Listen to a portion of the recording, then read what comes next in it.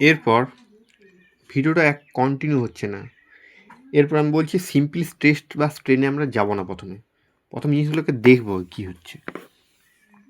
যেমন বাড়ির বিম, এটা হচ্ছে একটা বাড়ির বিম, স্টেবল আছে। তাহলে কোন একটা স্ট্রাকচার কখন স্টেবল থাকে, যে এর ভেতর থেকে যে ফোর্স অ্যাপ্লাই হচ্ছে এবং বাইরের থেকে যে ফোর্স দুটো সমান, অর্থাৎ ইন্টারনাল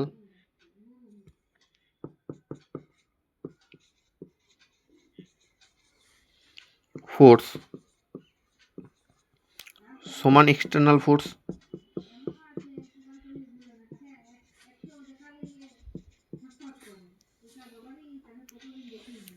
দুটোই সমান। তাহলে একটা একটাকে কাউন্টার করছে। যেমন কেউ যদি আমাকে ঠেলে, আমি বা সরি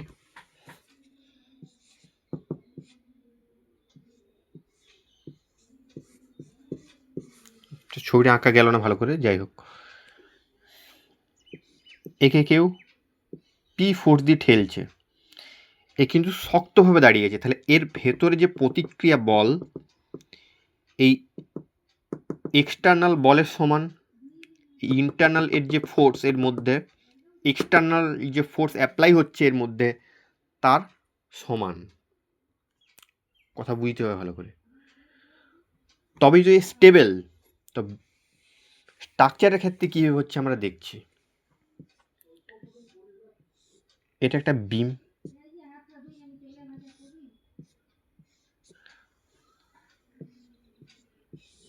যাই হোক,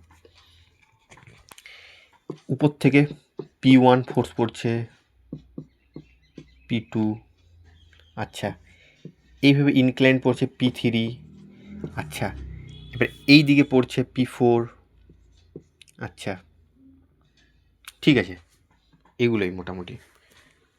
আচ্ছা, এইটাকে আমরা দুটো কম্পোনেন্টে ভাঙতে পারি এইভাবে আর এইভাবে। তাহলে এটার সঙ্গে থিটা অ্যাঙ্গেল করবে, ঠিক আছে। তাহলে এটা P3 কস থিটা, উপরটা হচ্ছে P3 সাইন থিটা, কম্পোনেন্টে ভেঙে গেল।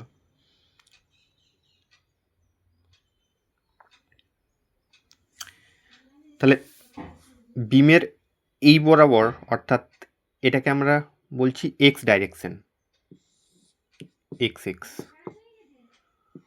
উপরটাকে বলছি ওয়াই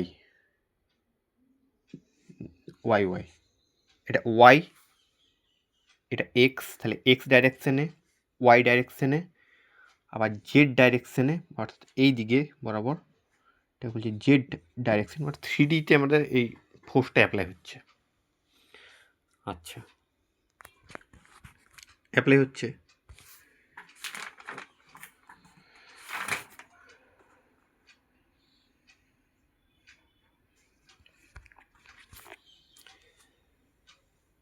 তাহলে এইগুলো তো হলো এক্সটার্নাল, এই যে P1, P2,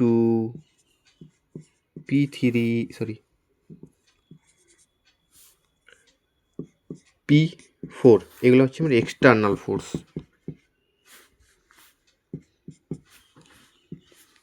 এগুলো এক্সটার্নাল ফোর্স। এক্সটার্নাল ফোর্সের জন্যে ইন্টারনাল কিছু রেজিস্ট্যান্স তৈরি হচ্ছে, অর্থাৎ এই ফোর্সটাকে দেখো, P4টা এই দিক থেকে অ্যাপ্লাই হচ্ছে, এ বাইরের দিকে অ্যাক্ট করছে, জেড ফোর্স, এটাকে এফ জেড বলছি, এফ ওয়াই বলছি, এফ এক্স বলছি, ঠিক আছে। এ কিন্তু এইভাবে, এবারে এইভাবে P1, এ দেখো P1 আর P2 নিচের দিকে অ্যাক্ট হচ্ছে ভার্টিক্যালি, এই ফোর্সটা তার অপোজিটে অ্যাক্ট করবে এবং ব্যালেন্স করবে। এগুলো কিন্তু এফ এক্স, এটাকে এফ ওয়াই বলছি, এফ ওয়াই, এফ জেড, এগুলো কিন্তু ইন্টারনাল ফোর্স, মানে ভেতর থেকে তৈরি হচ্ছে। এইগুলো বাইরের থেকে তৈরি হচ্ছে এবং কী করছে না, জিনিসটাকে ডিফর্ম করার চেষ্টা করছে, এইগুলো হচ্ছে এগুলো বাইরের থেকে তৈরি হচ্ছে, মানে বাইরের ফোর্সগুলো অ্যাক্ট করছে এবং বডিকে বা স্ট্রাকচারকে ব্রেক করার চেষ্টা করছে বা ডিফর্ম করার চেষ্টা করছে, যাই বলি।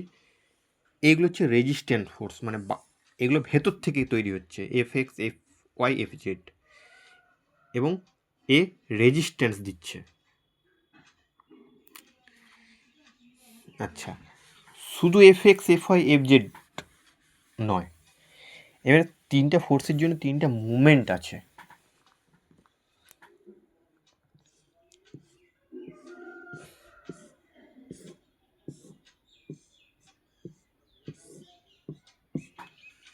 ঠিক আছে, আচ্ছা, এটা হল এফ এক্স, আচ্ছা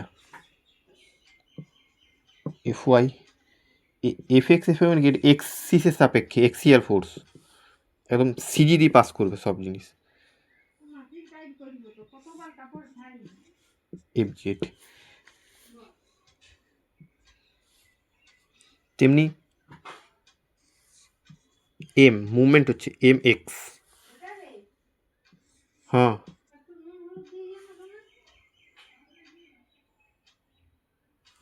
লীলো, বিরক্ত কেন করছো?